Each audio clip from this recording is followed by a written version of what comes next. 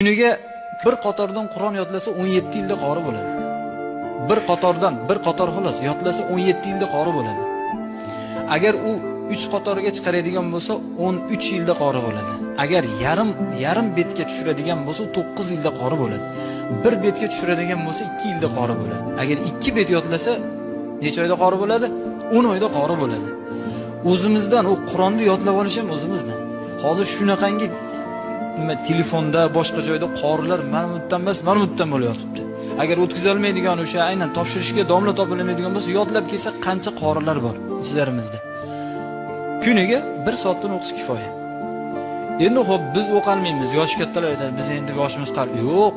Alloh taolo aqlni yoshga yoki jismga, zaiflikka boshqa narsaga bog'lamagan. Aql bilaks yosh katta bo'lgandan 40 dan keyin ziyodalashib boradi.